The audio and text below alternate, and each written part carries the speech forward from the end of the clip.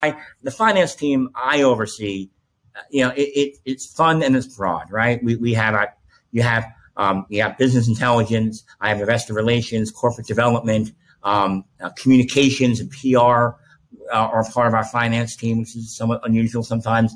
You have FP&A, of course, and you have controllership. But business intelligence is amazing. And I think in many companies, depending on the type of company you are, you could drop business intelligence in a couple different areas. It could sit in IT. I wouldn't recommend it, but it could sit in IT because it's very IT focused because you got to be able to process data. It could sit in sales because oftentimes business intelligence is so focused on predictive metrics and whatnot for sales.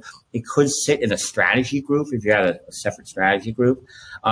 I think in our company, and I'm lucky, finance is very strategic. Obviously, while we're talking, it's very, very strategically based. And so it really fits well here.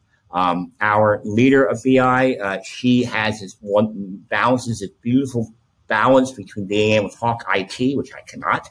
So I don't know what she's talking about. She can talk that IT, but she can also talk the business, and talk with our business lead, our sales leaders, et cetera, on what they're looking for.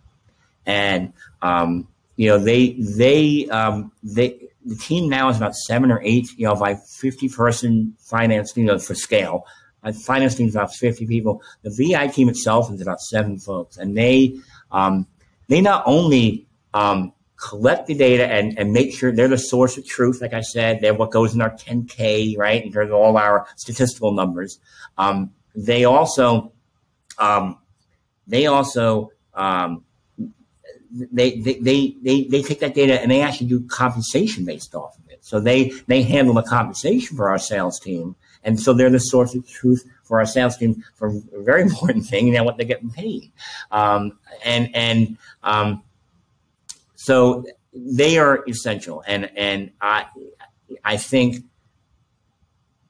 on my particular team, it all works well together. They take data from controllership, obviously, and they give data to controllership for like I said, our SEC filings. They work with our FP&A team who does our forecasting and our modeling.